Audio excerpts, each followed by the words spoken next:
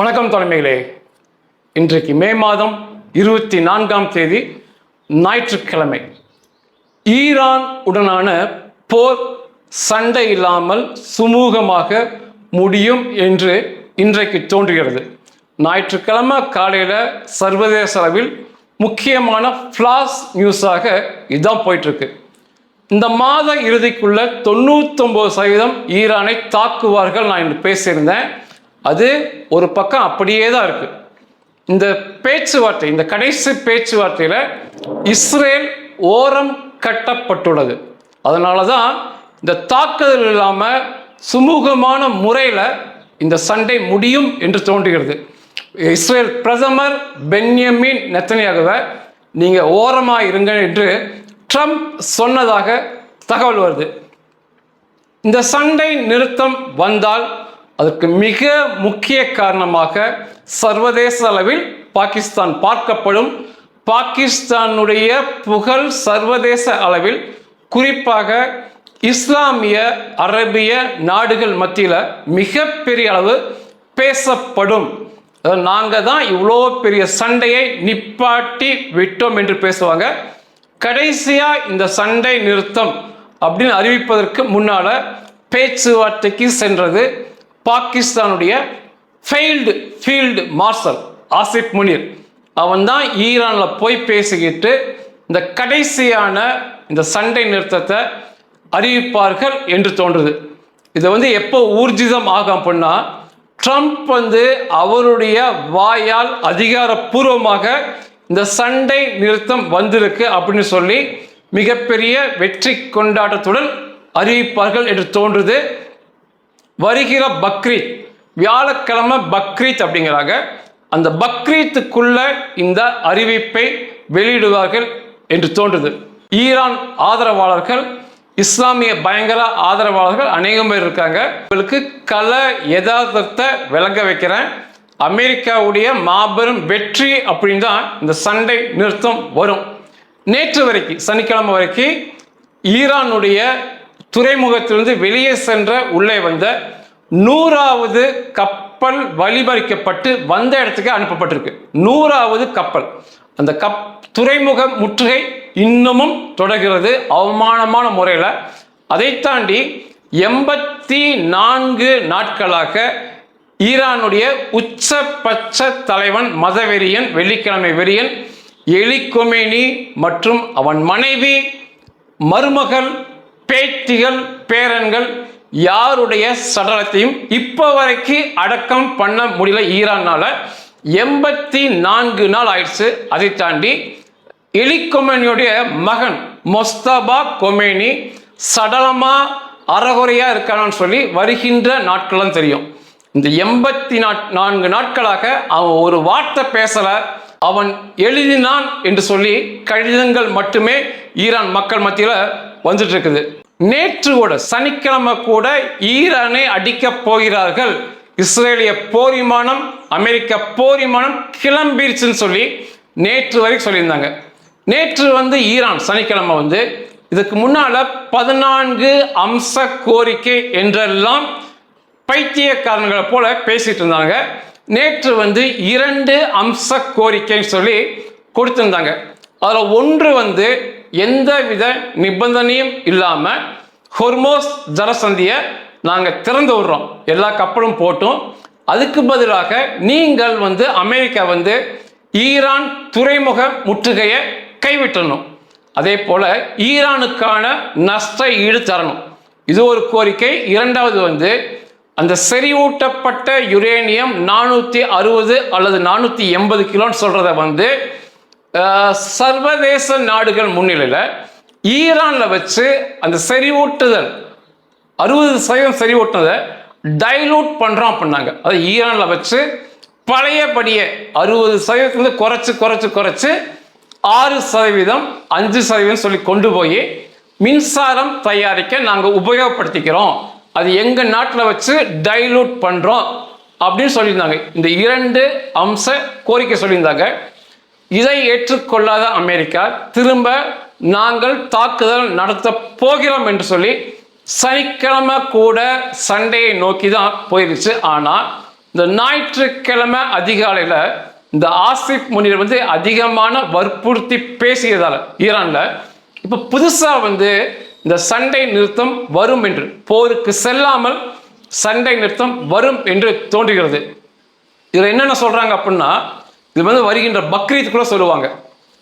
60 நாள் சண்டை நிறுத்தம் தொடரும் முதல்ல. இரண்டாவது, அந்த ஹொர்மோஸ் ஜலசந்தியை எந்த வித நிபந்தனையும் இன்றி திறந்து விடணும். அதுக்கு வந்து இனிமேல் டோல் சுங்க வரி வசூலிப்பதெல்லாம் இருக்கக்கூடாது.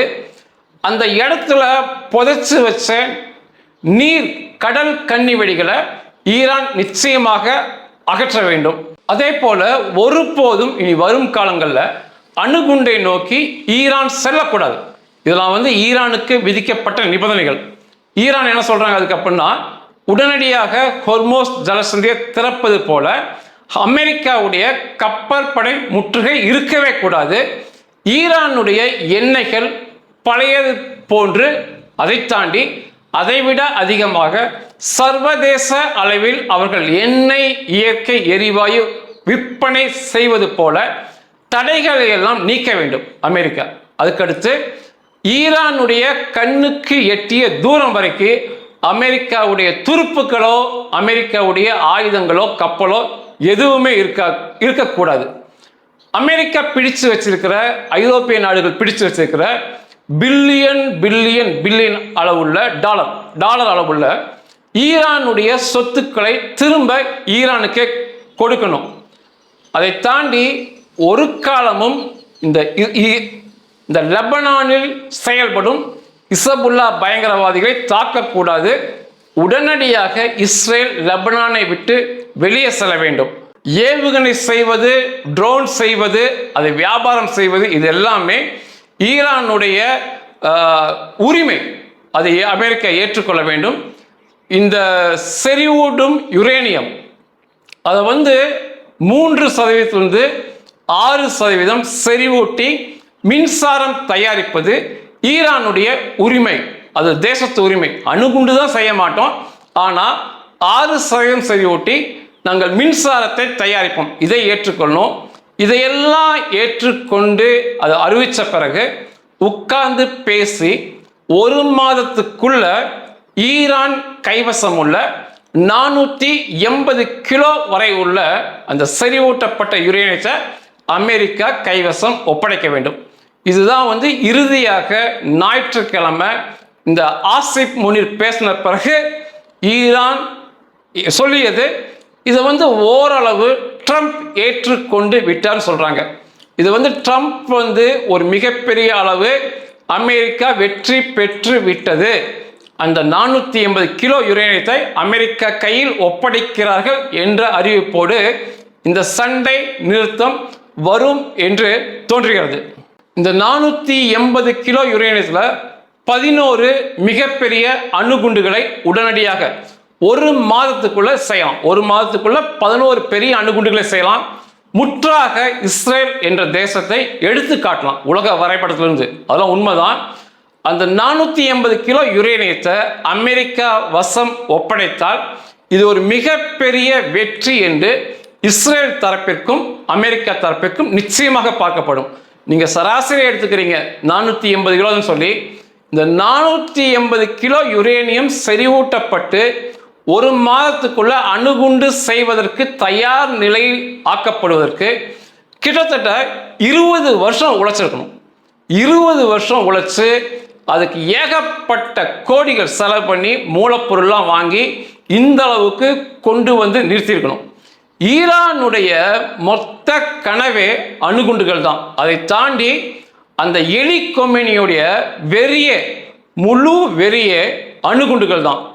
அணுகுண்டுகள் வைத்திருக்கும் நாடுகள் என்றால் ஒரு மிகப்பெரிய பெருமை தான். உலகத்தில் 195 நாடுகள் இருக்காங்க. ஒரு 7 அல்லது 8 நாடுகள்கிட்ட தான் அணுகுண்டு இருக்கு.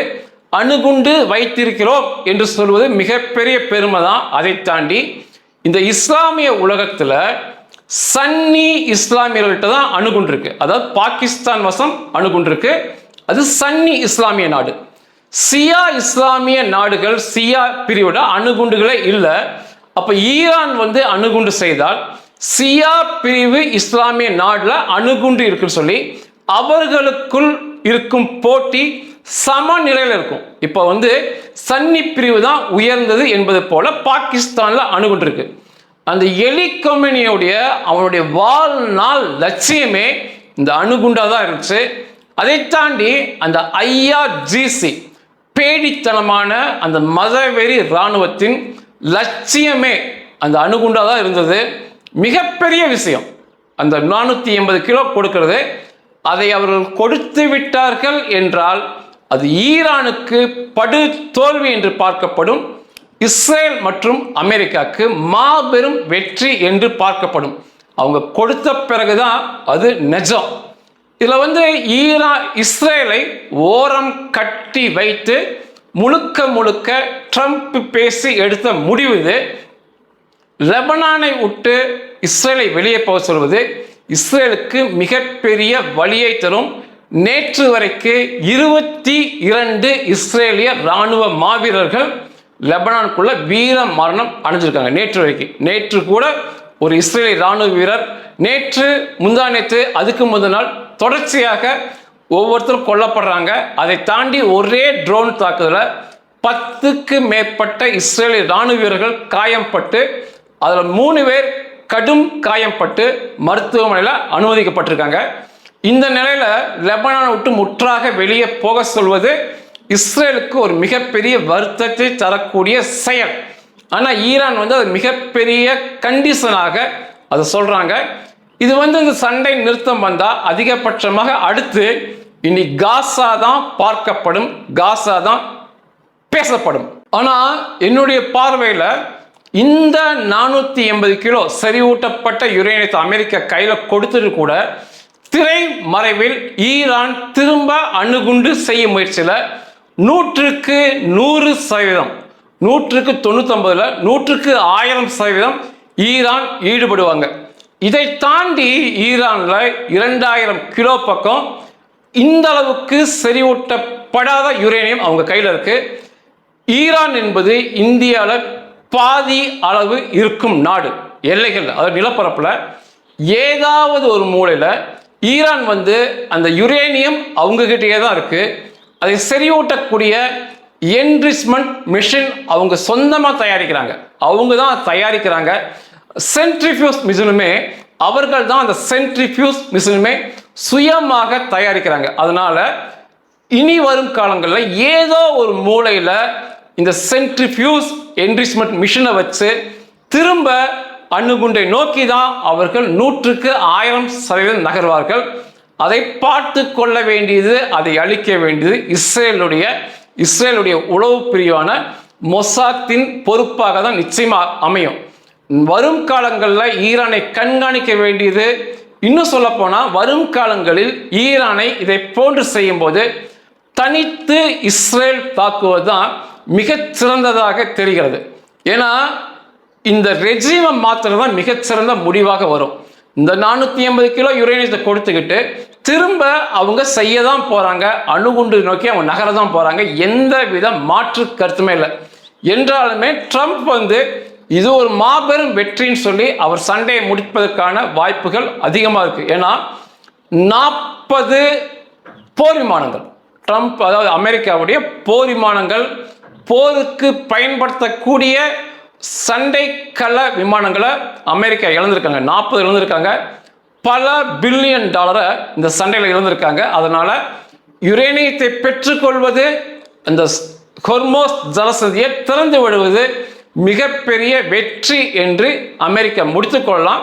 வரும் காலங்களில் இஸ்ரேல் தான் தனித்து ஈரானை பார்ப்பது மிக சிறந்ததாக இஸ்ரேலுடைய எதிர்காலத்துக்கு அமையும். ஆனா இப்படி இந்த சண்டை முடிந்தா அதே IRGC, அதே பாஜிஸ், காட்டு மிராண்டி பேடி ராணுவம், துணை ராணுவம் அங்க தொடரும். அதே எலிக்குமே ஒருவேளை மொஸ்தபா கொமேனி உயிரோடு இருந்தாலோ இல்லை அவன் கொல்லப்பட்டிருந்தா கூட அவனுக்கு இன்னும் வாரிசு இருக்காங்க. எலி கொமேனிக்கு இன்னும் வாரிசு இருக்கு. அந்த வாரிசை முன்னிறுத்தி அதே மதவெறி ஆட்சி அந்த ஈரானை தொடரும். அதில் எந்த மாற்று கருத்துமே இல்லை. எப்பொழுதுமே கடைசியாக அவனை சொல்லி முடிச்சுக்கிறேன், போராடாமல் வெற்றி என்பது கிடைக்கவே கிடைக்காது. குறிப்பாக ஆதிக்கம் செலுத்துவனை அடித்து நொறுக்காமல் சுதந்திரம் என்பது அடித்தட்டு மக்களுக்கு கிடைக்கவே கிடைக்காது. அது எந்த மாற்று கருத்துமே இல்லை. தான் ஒரு மிகப்பெரிய ஜாதி என்று ஆதிக்கம் செலுத்துபவன், நான் ஒரு வீரமான ஜாதி என்று ஆதிக்கம் செலுத்துபவன் அதை விட்டு கொடுக்க விரும்பவே மாட்டான். அவன் விட்டு கொடுக்கவே மாட்டான். அவனை அடித்து காலி பண்ணால் மட்டுமே அதை நம்ம உடைக்க முடியும். பிப்ரவரி 28 இஸ்ரேல் மிகப்பெரிய தாக்குதலை ஆரம்பித்து இந்த போரை ஆரம்பிச்சு வச்சாங்க. முதல் நாள்லேயே வெற்றிகரமாக எலி கொமேனியுடைய மொத்த குடும்பத்தையும் பண்ணி காமிச்சாங்க. எண்ணற்ற தளபதிகளை கொண்டு காமிச்சாங்க, தலைவர்களை கொண்டு காமிச்சு தொடர்ச்சியாக தாக்குதல் நடத்தினாங்க. இந்த பொன்னான வாய்ப்பை பயன்படுத்தி நிச்சயமாக அந்த மக்கள் போராடி இருக்க வேண்டும். அந்த மக்கள் இந்த 84 நாட்கள் போராடாமல் சோம்பேறிகளாக வீட்டில் இருந்தது. அதான் சொன்னேன், போராடாமல் வெற்றி கிடைக்க போவதில்லை. அந்த போராடாத மக்களுக்கு பரிசாக அதே எலி கொமேனி குடும்பம், அதே IRGC, அதே பாஜிஸ் தொடர்வார்கள். நன்றிகள்.